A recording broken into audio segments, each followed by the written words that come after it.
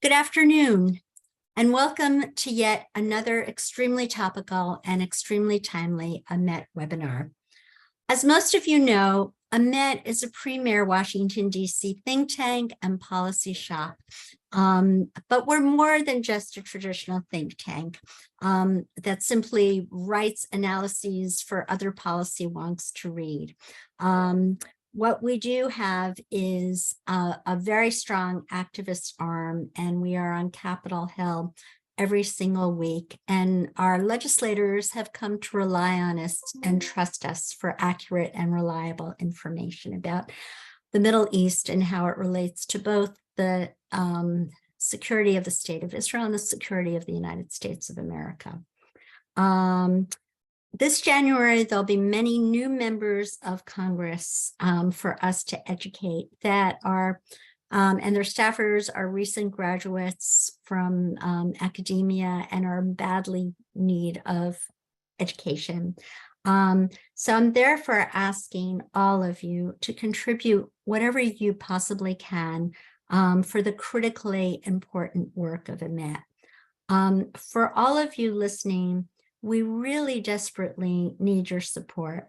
Unfortunately, unbeknownst to us, our website donate button was down just around Giving Tuesday, which is the most important fundraising time of the year, and that might have set us back by thousands and thousands of dollars. It is now fixed, so I'm asking you, if you possibly can, to please donate whatever you feel comfortable with to support the important work of AMET, and just go to www.ametonline.org and help us with our fundraising goals for 2022. And that ends the commercial segment of this broadcast. As many of you are most probably aware by now, for the last 3 months now, there have been unabated demonstrations stretching throughout every single province of Iran. These courageous young people have risked their very lives to overthrow the suffocating theocracy. According to the very latest information we have, they have arrested over 17,000 courageous demonstrators, and over 500 people have been killed, including 58 children. Yet these wonderfully brave young demonstrators have not cowered. The demonstrations continue unabated, even though the Iranian justice system has recently invoked the death penalty and have actually started hanging people. On top of that, we all have become aware that since before the war broke out in Ukraine, Iran has sold at least 450 drones to Russia for them to be able to execute the brutal war over Ukraine. What many people are not aware of is the extent to which both Russia and Iran have colluded to undermine standing United Nations Security Council resolutions against Iran. In July of 2015, shortly after the signing of the JCPOA, the P5+1 nations, which is the United States, Great Britain, France, Russia, China, plus Germany, had supported or proposed a resolution basically codifying the JCPOA, which all 15 members of the Security Council approved of. In the JCPOA, the Iranians are supposed to refrain from nuclear-related missile tests, drone attacks, as well as the sale of drones. We have also been assured by former President Barack Obama and also codified in the JCPOA, that if Iran violates this, there would be immediate snapback sanctions. When the U.S. had submitted a resolution to implement snapback sanctions under the previous administration, it was sorely defeated. At the time, the Iranian ambassador to the UN, Majid Takht Ravanchi, stated, quote, "The result of the vote in the UN Security Council on arms embargo against Iran shows once more that the U.S. isolation, the Council's message as no to unilateralism, meaning what they view as American unilateralism. And it's important for everybody to understand that the embargo on conventional Iranian arms sales ended in October 2020. But the restrictions on Iran regarding missiles and related technology are in place until this coming October of 2023. And to make matters worse, on October 18th, 2025, all UN sanctions against Iran are set to expire.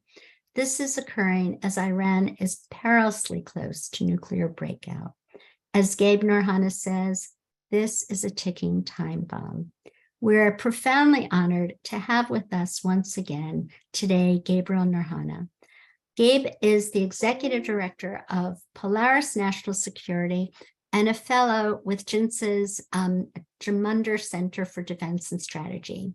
From 2019 to 2021, Gabe served as the special advisor for Iran at the Department of State, where he coordinated policy and directed the department's communications and congressional affairs regarding Iran. From 2017 to 2019, Gabe worked as the special assistant to the Senate Armed Services Committee under the late Chairman John McCain and Jim Inhofe. He helped to write and pass the annual national security legislation, the National Defense Authorization Act. Gabe previously worked for U.S. Senator Kelly Ayotte, and he works on a wide range of national security and political projects. He is a total linguistic ignoramus. He speaks and conducts research in Spanish, Russian, and Mandarin. And he is published in many outlets. And just a cursory review shows he's published in Tablet, the Washington Examiner, The Hill, Iran International, among many, many other outlets. I'm also proud to tell you that Gabe has a wonderful Twitter feed. And I think you should all follow him at GL Noronha.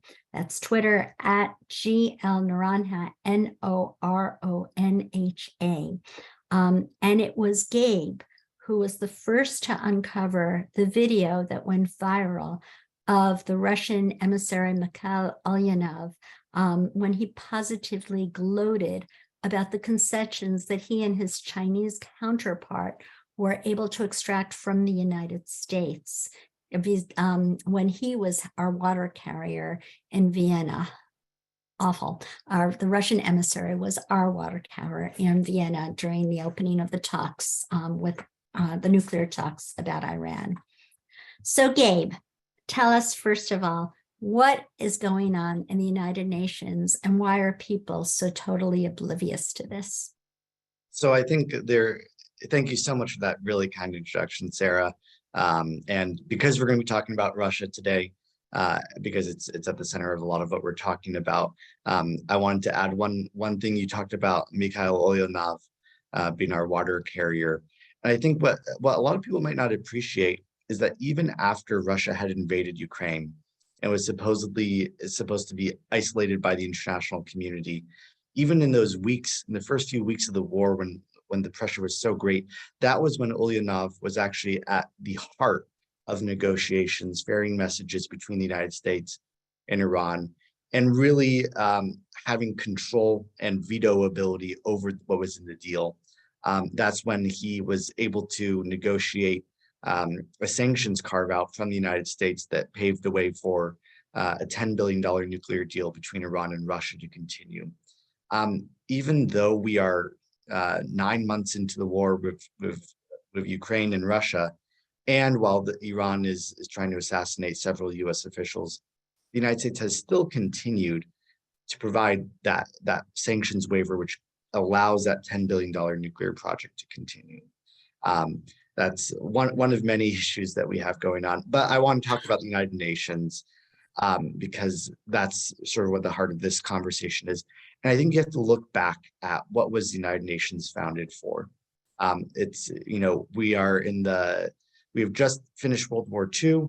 The international community is in wreckage, And the idea is, how can we create an entity that will try to preserve peace between nations, to safeguard the values of the international community, and have some semblance of order after the complete breakdown throughout Europe and really throughout the war. And so the United Nations Security Council is tasked with that specific mission. And you have to sort of give the powers that be the veto authority. But that's given with sort of great power comes great responsibility is the idea as well. And the UN Security Council, when it passes resolutions, those are considered binding under international law. Now, important distinction is that does not necessarily mean it is binding under US law, because the United States Constitution sort of says that unless something is a treaty, it will not become US law. The only way for something to be binding under US law is either for Congress to pass it, for the people of the United States to pass as a constitutional amendment, or for the United States Senate to ratify a treaty. This brings us into the JCPOA and the negotiations that are happening from really 2012 all the way to 2015. They negotiate the JCPOA not as a treaty because they realize there's such widespread opposition in Congress. So they negotiate it as what's called the political agreement, or an executive agreement. This has no binding legal nature. It is sort of a political document. It's a set of pledges that either side can break at any time, which is what the United States did in 2018 when Secretary Pompeo and President Trump withdrew from the deal, and what Iran did as well. They could do that because it was a political arrangement. It wasn't a legal binding document. But what the negotiators did in 2015 was they wanted to try to put sort of a patina of legal credibility to this document. They know that they can't get the votes in the US Senate, so they go to the United Nations and they pass this resolution, resolution 2231, to sort of codify the security arrangement. But also it gives the opportunity to provide some assurances if Iran ends up breaking the deal. Now this gets a little complex, I'll apologize in advance, but this gets to the real heart of some of the disagreements and tension between the United States, Iran, Russia, and Europe today. What the agreement says is, so you now have two separate legal sort of setups. You have the JCPOA on one hand, and you have the United Nations Security Council resolution on the other. These are two separate political and legal entities which interact with each other very closely, but are not the same. What the JCPOA does is it provides the guarantees that the United States will provide sanctions relief on one hand, and Iran will stop committing certain nuclear enrichment activities on the other hand. But it doesn't say anything about Iran's support for terrorism, their use of ballistic missiles. It doesn't talk about any of that. It's just about the nuclear side of things. The United Nations from 2006 all the way through 2013 was passing resolutions against Iran because of its nuclear program, but also because of its terror programs. So they passed resolutions providing an arms embargo on Iran. This was passed unanimously, including by Russia and China in 2006, 2007, 2009, because they recognized that Iran was supporting terrorism around the world. And that banned Iran from both buying and selling weapons from countries or to terror groups, both conventional weapons, kind of like planes, tanks, guns, as well as non-conventional weapons, which means ballistic missiles, but also the way it's defined is drones with really long range, more than 300 or 500 kilometers. What the UN Security Council resolution does is it says, we are going to slowly get rid of those restrictions on Iran. Those restrictions aren't going to end because of improvements to Iranian behavior, though. They're just going to end based on a timeline, an artificial timeline. And so they set the conventional weapons ban to expire in 2020. The unconventional weapons ban expires this coming October in 10 months. At that point, it will be legal under international law to buy and sell, for Iran to buy and sell these ballistic missiles, which it would use if it ever wanted to wipe Israel off the face of the map. It would need to use those ballistic missiles to pair with a nuclear warhead. So even though it continues to threaten to wipe Israel off the face of the map, that doesn't affect whether this restriction will end. So again, the real problem, the original sin of the JCPOA and this UN Security Council resolution is it's all based on artificial timelines, not conditions on the ground. Now, there's a fail-safe in this to try to be able to, if Iran isn't holding up to its side of the bargain, to be able to fix this. It's called the snapback provision, which many of you might be familiar with. It is one of the strangest legal legal systems ever created, and it's therefore quite controversial among other nations how it's employed.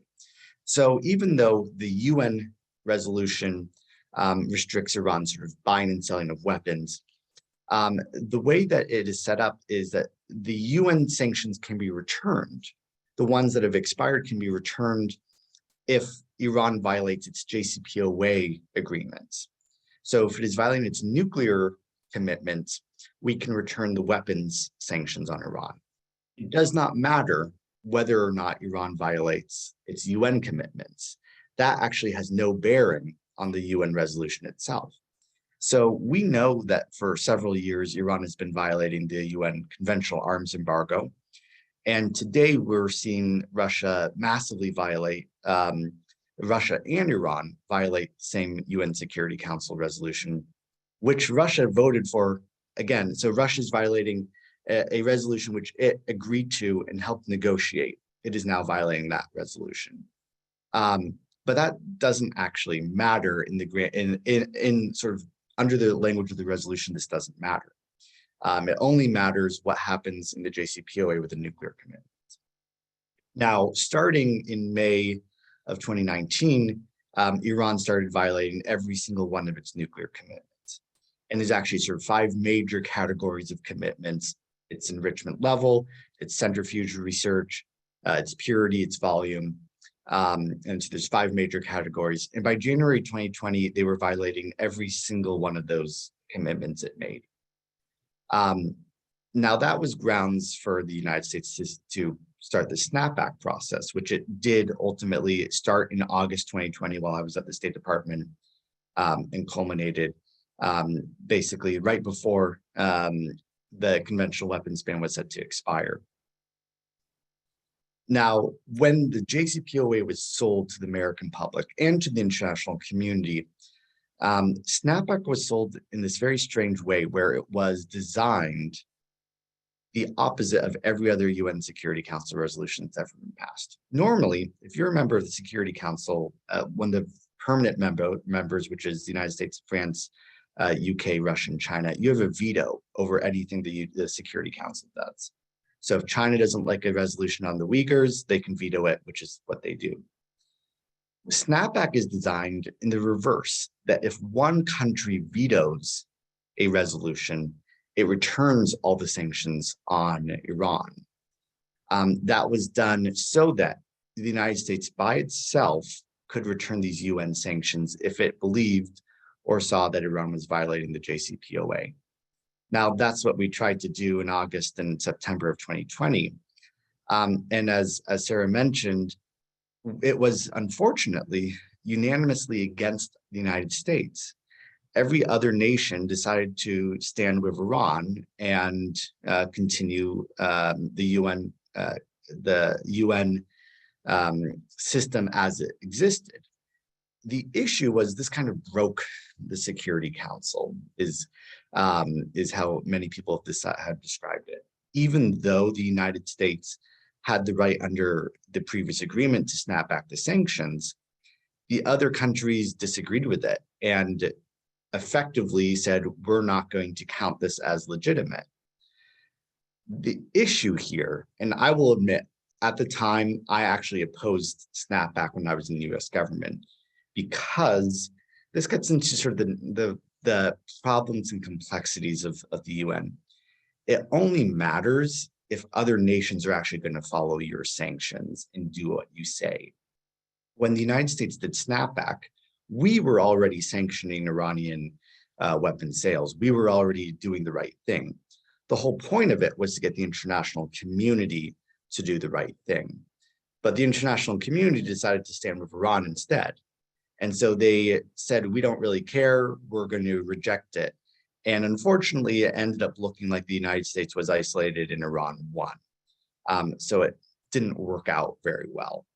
That's why there are folks like John Bolton, who is, a certified Iran hawk, who opposed snapback back in 2020.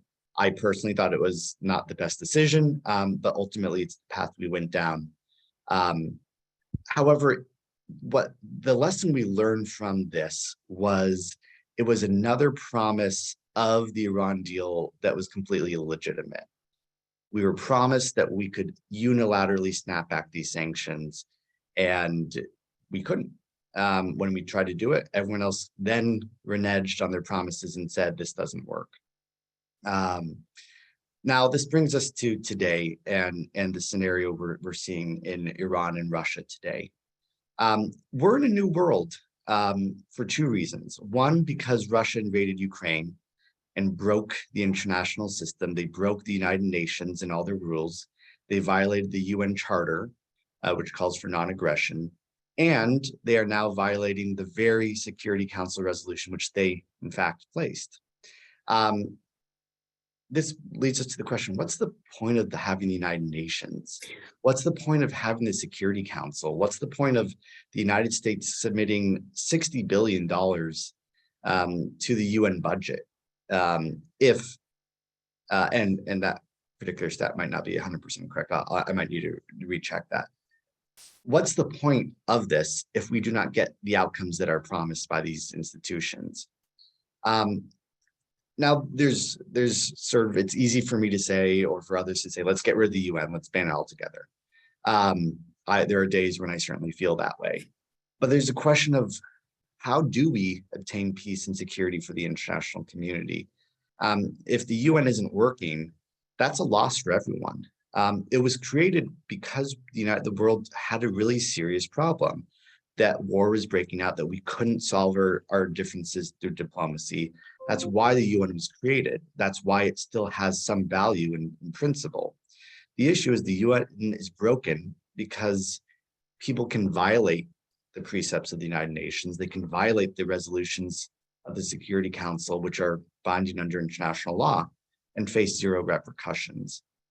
So we now have two instances, major instances, where both Iran is violating the UN Security Council resolution with impunity, and Russia is violating the UN Charter and the UN Security Council resolution with impunity. These are not the only countries violating these resolutions. North Korea routinely violates all the resolutions against it. Syria does the same. The Houthis in Yemen do the same. Various parties in Libya often do the same. The question is sort of, does anyone care? Does anyone care about the UN Security Council and its pronouncements anymore? If they don't, why do we have this institution? Why do we care about it? Why does the media report about the UN? There's two solutions, I think. One is you get rid of the UN. You say it's completely irredeemable. It's not serving its purpose. But that leaves you with the really difficult question of, okay, well, is there order in the international world? And the second path is try to fix things. I think that requires the United States and Europe to actually show leadership, and the rest of the international community to show some spine. And we're actually, I'm actually a little happy. There are victories some days. One victory is going to happen in exactly 1 week, when there's going to be a vote to remove Iran from the UN Commission on the Status of Women. Back in April, they were in a shocking move. They were voted onto the panel, including by 4 European nations, who voted to include them on the Commission of the Status of Women. And that's one of the most shameful things. That tells you everything you need to know about Europe and sort of their hypocrisy and how morally relativistic a lot of their diplomats are over there. But again, they are doing the right thing. There's going to be a vote for Iran's expulsion. Russia has been removed from certain UN bodies, but they need to be removed from a lot more. If we say that we're going to isolate them, if we say that we're going to create consequences for their invasion of Ukraine, we have to do difficult things. The community has to come together and provide consequences. The most significant one we can do to penalize Russia and Iran right now is, again, to the snapback. So I talked about it kind of failed when we did it in 2020. No one really, only the United States viewed it as legitimate, and the rest of the world kind of ignored it. The first thing that the Biden administration did when they came into office was they actually undid snapback. So they sent a letter to the UN Security Council saying, we recant what we said. We recant that we snapped it back. We now say that the UN arms embargo has expired on Iran. This was pretty ridiculous. The idea that you would say, we do not believe that Iran should be under a conventional arms embargo should shock everyone. When Iran was sending weapons to the Houthis in violation of the UN Security Council, when they were arming conflict throughout Africa, it's one thing to say, okay, this was a mistake, we shouldn't have done it. But then to go and say, actually, we believe that should now be legal again under international law is really something else. And now they could constantly criticize, the Biden administration criticizes Iran for selling drones to Russia. But again, they don't actually take any action on the international stage to affect international law to make this illegal. And what's really worse is they are just waiting for the day when everything that Iran is doing right now in Russia will be legal. So on October 18th, 2023, Iran will legally be able to sell Russia drones. They'll be allowed to sell them ballistic missiles. And I think here it's worth talking a little bit about exactly what that means. So as Sarah mentioned, they've sold hundreds of Shahed 136 drones. Now, these guys are dangerous and deadly. They have range of about 2,200 kilometers. So that gets you a pretty long distance. And what they're doing is Russia's using them as suicide drones. So they'll come in pretty high, and then they'll just dive. They'll have some explosive material on them, and they've targeted American equipment. So they've destroyed equipment that the United States has provided to Ukraine. They've attacked and killed several civilians. And now what they're doing is they're targeting Ukraine's power and energy infrastructure with the goal of basically freezing Ukraine to death this winter. The good news is that Ukraine has been able to intercept a large number of these drones. They're getting better at that. But it's still been a game changer. And I think it is now fair to say that Iran is a belligerent in this war against Ukraine. That this is not just the Russian war against Ukraine, it is the Russian and Iranian war against Ukraine. That's because there are actually Iranian personnel in Crimea, which is part of Ukraine under international law. They are training and they are conducting the actual attacks against Ukrainian civilians and citizens. So yes, we criticize Russia, as we should, for their invasion, but this is like World War II. You have a new axis. The axis is Russia, Iran, China, who is in this case not openly providing military assistance, as well as North Korea. North Korea is providing ammunition and missiles to Russia as well. What's concerning is that Russia is preparing to buy Iranian missiles. So there's drones are bad, but they're also preparing to buy Iranian ballistic missiles to supplement their supply, which is sort of running out. That would, again, allow Russia to continue its war even longer, and kill far more Ukrainians. which is really troubling. So this leads us to the great question, will the international community do anything about it? Iran is now violating every single part of the JCPOA. They have for almost 3 years been doing that. They're getting close to nuclear material breakout.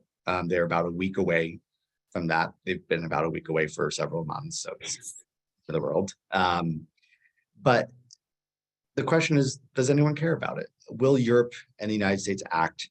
Will they exercise their rights to use snapback again and say, actually, this is illegal, and actually there are consequences for violating the UN Charter, for violating UN Security Council resolutions, for building a nuclear program?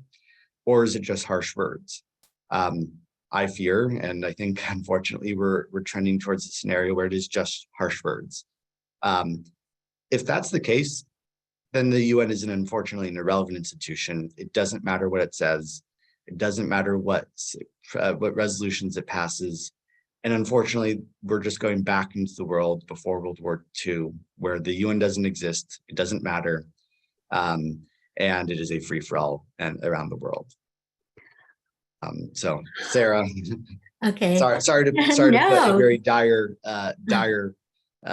pronouncement, but that's the world as I see it. No, we at Met believe in looking at reality squarely in the face and knowing how the cards are dealt and dealing with it that way. The UN has descended so far from the lofty principles in its founding charter. I remember how Newt Gingrich had called it a thugocracy, and I'm very really concerned that at this point, when at least most of the educated classes of the world should be aware of what's been going on in terms of Iran's treatment of its women and the human rights abuses, as well as, the Russian involvement or the horrible war that they've been executing in Ukraine, that isn't the time ripe now, as opposed to, when they try to invoke the snapback sanctions. What would you think? Yeah, so I was talking to some of my old bosses recently, and there's one silver lining, I will say, of the Biden administration and in regards to Iran.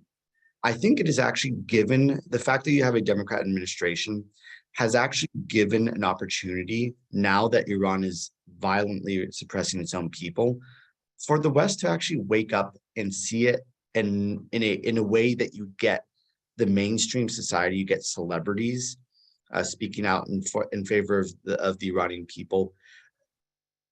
Obviously, I personally wish that we had a completely different set of policies, but I think the conditions that we actually had today allowed the international community to wake up and see just how problematic the condition and treatment of women is, and for people also to realize this administration isn't doing anything about it, and they need to.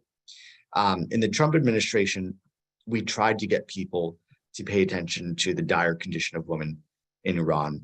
And what we unfortunately saw was multiple New York Times pieces talking about how we were weaponizing Iranian women for propaganda purposes, or how the hijab was really just fashion and we shouldn't talk about it, and they actually like wearing the hijab.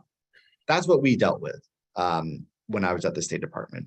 We dealt with people who were apologists for the Iranian regime and who were feted throughout the mainstream media because it was, oh, well, look at the bad, look at Secretary Pompeo, he's just a hawk, he just wants war. It wasn't true. So again, the silver lining is, I think we had the conditions now where the public can actually see what's going on. I've been surprised. I didn't think we would see the level of public outcry of support for the Iranian people among the West that we have. We need to do more. Again, there's a lot of idle talk, not a lot of action, especially in this administration. They've done some right things. They've started to provide sanctions against human rights abusers. They started to enforce economic sanctions. But look, we have to start talking about the possibility that the Iranian regime collapses. And we should all hope for that. Um, there are concerns. No one wants a repeat of Iraq. No one wants, and what we've seen in Syria and Libya over the last decade has also not been positive. I think that's why there's a lot of trepidation. We look around and we say, regime change in the Middle East has a pretty bad track record. It's not good for the United States. It's not been great for the people involved in the country.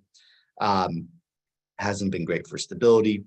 I think when we look at the Islamic Republic of Iran, though, we should all want the regime to collapse, which I think it is inevitable. I don't know when it will happen, but it is inevitable. And the question is, are we prepared for it to happen? Or will it slide into Syria, into just chaos and mass casualties and death? We should want to have a peaceful transition to a democratic government that doesn't have a nuclear program, that doesn't threaten to destroy Israel and wipe America and Israel off the face of the map. But that won't happen if we pretend that the regime is stable, if we pretend that there is no protests there, and if we pretend that the regime will stay there forever. We need to be prepared. We need to talk to opposition groups.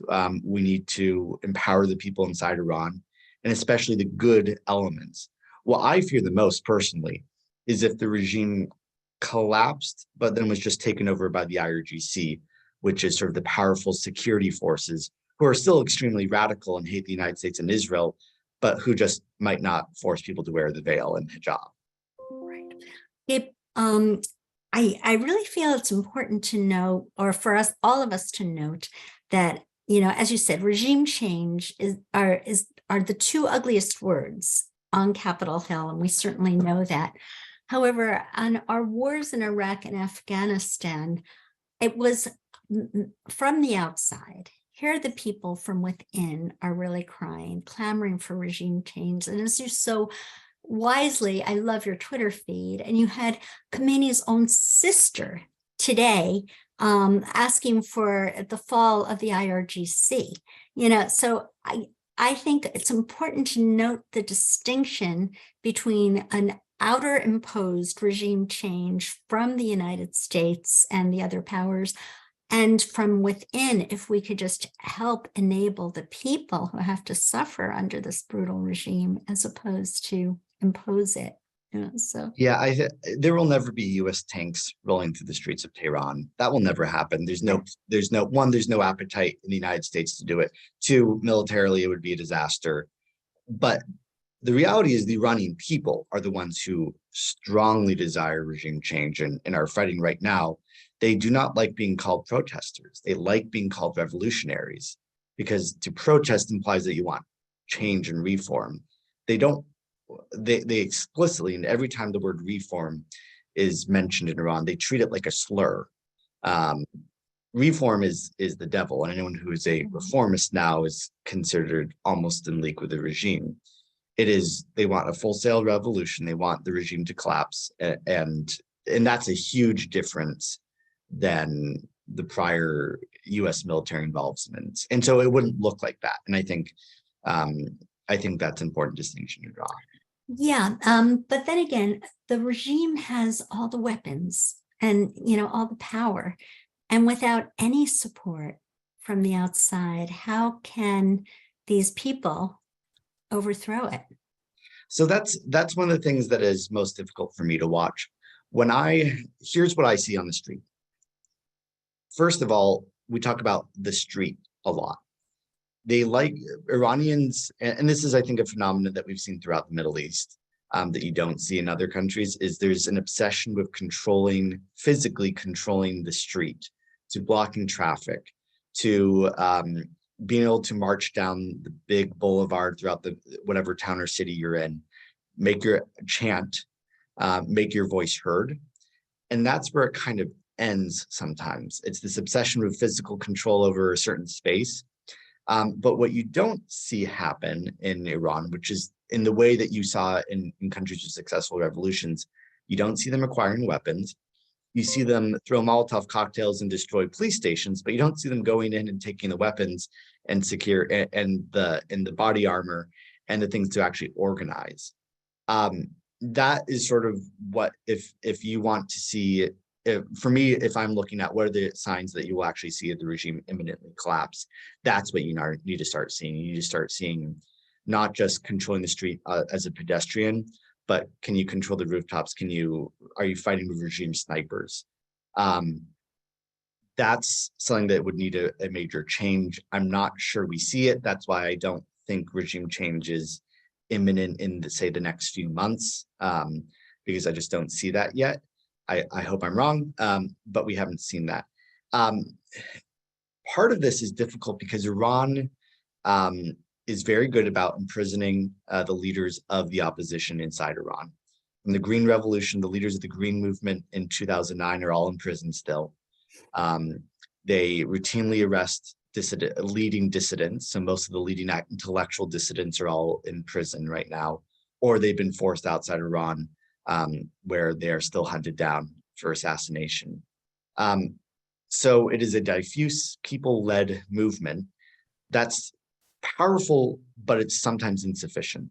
And I think, in my view, I think what we need to see in Iran right now because of that is you need to see the opposition outside Iran really coalesce, really provide leadership. And to do that, they need funding and they need to get over some of their own internal differences to make a joint opposition council, opposition movement to have that viability. Right. So who do you see as emerging, maybe in the Iranian diaspora, as leadership that can help these people? And I know there are so many dispersed groups and divisive groups that are at each other's throats, because I've dealt with, the Iranian diaspora before. So are there figureheads that you would recommend? So there are, again, I work very closely with the Iranian diaspora. I continue to, as you kind of alluded to, I get disheartened by a lot of the accusations name calling within like-minded groups. There are Iran apologists who deserve to be ostracized, but then there are a lot of well-intentioned people who still fight with each other. I think what you've seen in this movement is a few new leaders pop up. One is, and I'm going to butcher his last name, so I won't try to say it, but he's he's the father of one of the victims of Iranian flight PS-752. This was the airplane that Iran shot down on January 7th, 2020, right as they were firing rockets at the United States. They shot and killed over 200 Iranians. Many of them were Canadian or Canadian Iranians. And they formed a association for the victims of that flight. And the leader of that movement has been the one who's really organized and been one of the intellectual leaders of the movement. And the worldwide protests that happened back in October were really his brainchild. And so he's really considered an inspiration. Iranians trust him. But again, he is a grieving father. He's not a politician. You have people like Reza Pahlavi, who's the crown prince of Iran. He has a massive following. I think he has a lot of potential. And then you have a lot of women activists recently. Masih Alinejad, who I'm doing an event with tomorrow in Los Angeles. And Nazanin Boniadi, the actress who's in the Lord of the Rings series, again, has a lot of, there's a common group of people who are brilliant dissidents, brilliant writers. My question is, are they politicians? Are they willing to be politicians? Are they willing to be opposition leaders? Are they willing to create a political movement, organize people? And then do they have the ability to get funding? And that's something the United States has to ask ourselves. In the Cold War, we funded a lot of labor movements. We funded a lot of opposition movements around the world. Sometimes that didn't go well, candidly. But I think we need to look really seriously now at identifying, helping organize, and helping fund the opposition movement in Iran, so that, again, when the regime collapses, because it will, we're in a good position.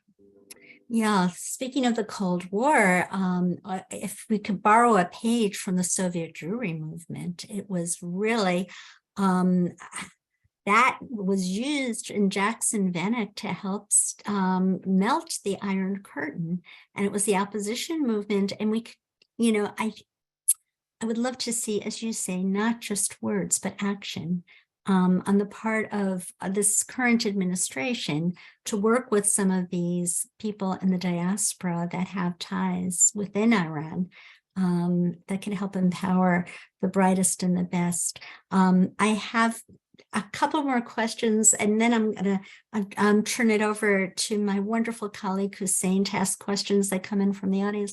And that is, you know that the negotiations are on hold right now, probably because of the Iranian pigheadedness about so many things, taking the IRGC off the State Department's terrorist list, not allowing for any further IAEA inspections, trying to remember what else, but there are just so many conditions that they had asked for that, and that it be never regarded again up for negotiation if there is a different administration, possibly a Republican one, that would want to reinvestigate whether or not this holds water.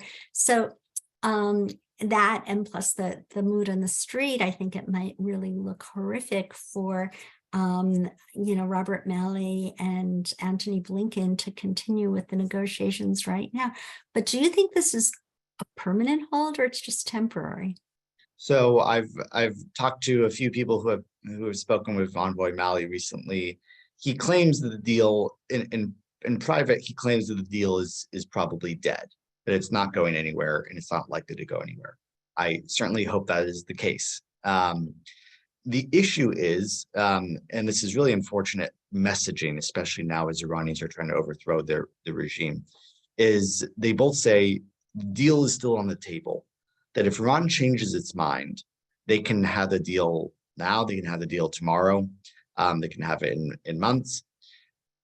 That's really dangerous for a couple of reasons. One is each day that we go on goes further to all the sunset provisions, whether that's in the UN Security Council resolution, whether that's in the JCPOA itself.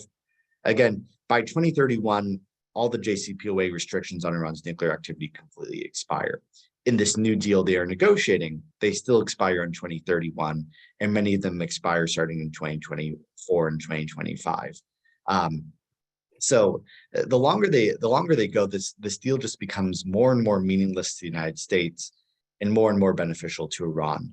And so the idea that we still have this option available to them, even when they're using the money, they would be using the money to send missiles and rockets and drones into Russia, kill Ukrainians, even while they are murdering hundreds of Iranians in the street right now, is really, I think, a betrayal both to the Iranian people as well as to the Ukrainian people. This is a subsidization of the war against Ukraine.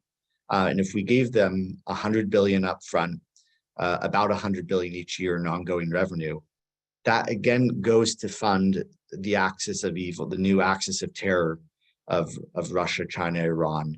It is not a good geopolitical move either. Can they redo the deal now? I think now that the House of Representatives is controlled by Republicans, they're going to make it significantly harder for any deal to go through. I also think even members of Congress on the Democrat side have looked at this and said, this really does not make sense. Yeah. This doesn't make sense before the invasion, and after the invasion, it makes little to no sense. So that's where I hope that there's just no political appetite in the United States to do it now. Great, excellent. And my final question before I turn it over to Hussein is that there have been articles in the Wall Street Journal and the New York Times saying that Iran has outlawed the morality police. Do you believe this is true? Why or why not?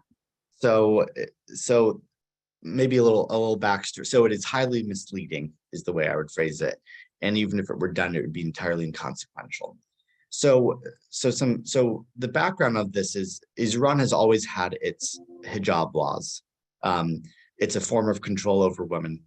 They've been on the books since the inception of the regime. In 2005, Mahmoud Ahmadinejad created the morality police as the street enforcers, as sort of a subset of the existing law enforcement society to do this law enforcement.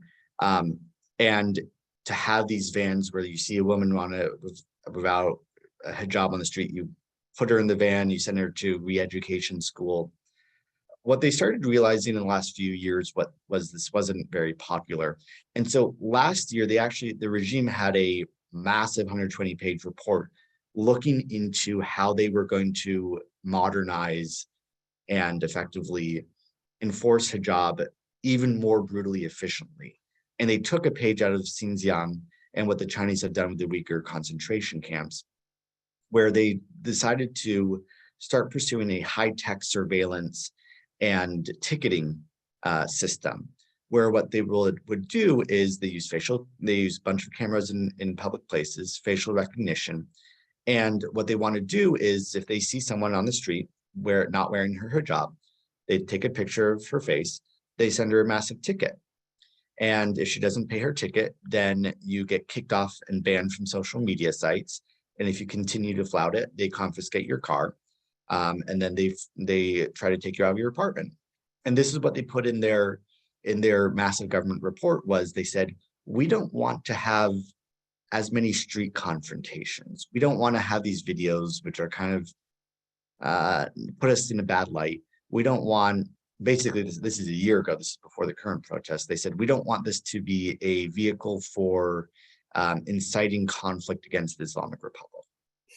So this is something that they were already in process of doing long before these revolutions. They were thinking of how do we squeeze people the most efficiently and using high-tech authoritarianism against them.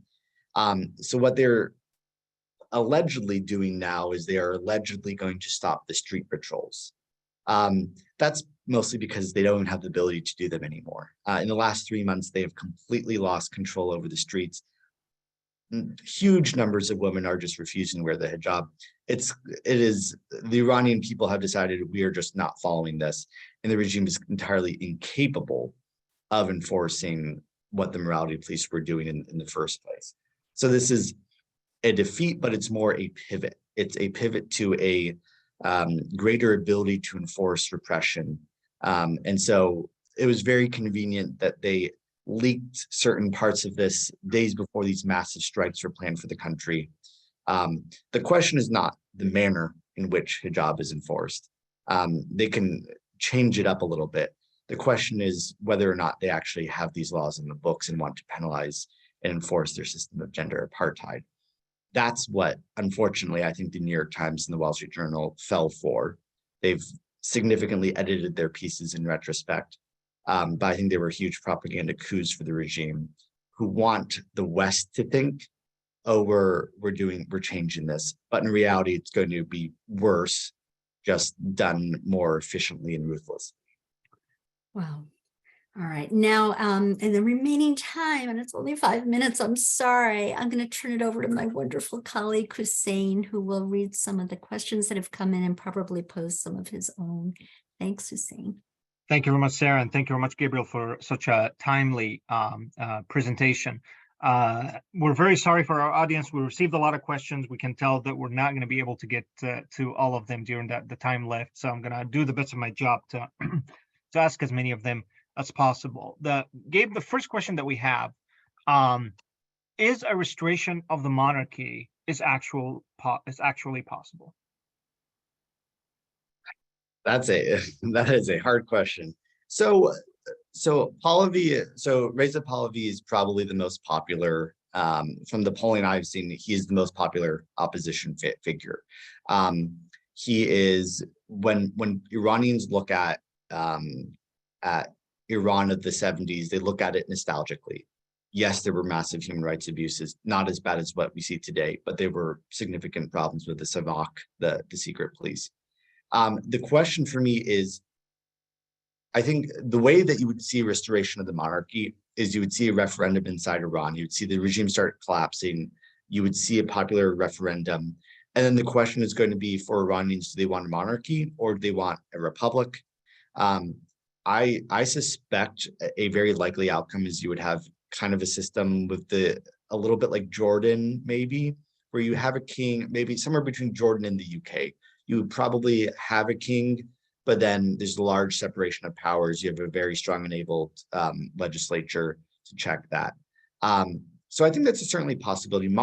There's a lot of nostalgia for the Pahlavi era, for monarchism. And I think in the polls I've seen of Iranians, that would be one of the leading systems that they would seek to replace. Pahlavi himself has basically said he would submit to the will of the Iranian people if they want a monarchy. I think he's willing to serve, but he's not. He's basically saying, look, this is a democracy. That's the predicate. That's the predicate. If the democracy chooses to institute monarchism again, that's something he would consider. Thank you. I'm going to go ahead and combine a number of questions that we received, and a lot of them about the Western responses. So there are a lot of questions asking about a lot of Western responses that don't really seem more than virtue signaling by a lot of figures and kind of symbolic support. Then you have what you just mentioned, the Washington Post and New York Times getting stories wrong that end up being actually a propaganda for the Islamic Republic. You do have a non-cohesive policy towards Iran that's been going on for a while, and all of this together, if we take the aggregate, and that's basically the aggregate of the aggregate of those questions, is almost a Western campaign to help the Islamic Republic. Why is this happening? Do we have an actual Western campaign that seeks to empower the Ayatollah? So there has been a very long, very concerted effort by the Islamic Republic to infiltrate the West. They have a massive budget to do this. There's I believe they spent $151 million in 2020 on what was called the Expatriates Project. That should tell you everything you need to know. It's their intent to infiltrate and confuse and change the perceptions of people abroad through their expatriates who are still loyal to the regime. This was done in the United States for a long time through several projects, most notably, I think, and notoriously is NIAC, the National Iranian American Council, which has been in the last 6 months discredited so thoroughly. Huge numbers of their own staff have quit. People on their advisory boards have recanted their associations with them, apologized for even being associated with them. But the reality is, if you look at the Iranian professors at most US universities, especially at Ivy Leagues, they are the most nefarious propagandists, apologists, and defenders of the regime. The Economist, not a conservative magazine, called one book by a University of Pennsylvania professor, propaganda. A Princeton professor was the former Iranian ambassador to Germany when the IRGC murdered several dissidents at a cafe, and he was coordinating it.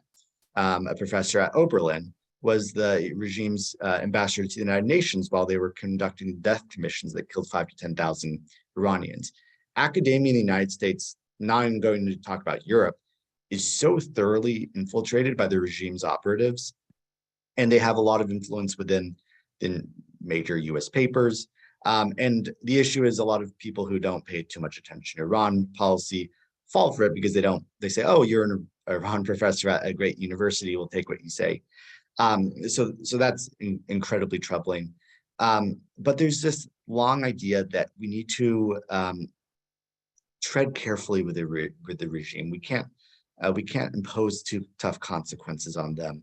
Sanctions don't work. That's the result of 2 decades of very sophisticated propaganda. I think the Iranian propaganda machine is maybe the best in the world, second only perhaps to Russian propaganda.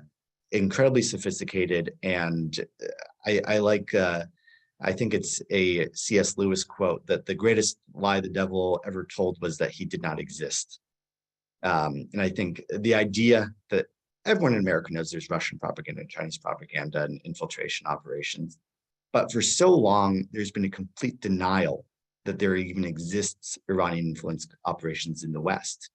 they reject the idea, which is ridiculous considering how much budget they spend into it and the fact that every other nation has similar operations. Thank you, and I want to apologize to all of our listeners for not being able to get to. I'm happy to answer a few more if people have time. Oh, okay, great. Well, let's take a couple more then.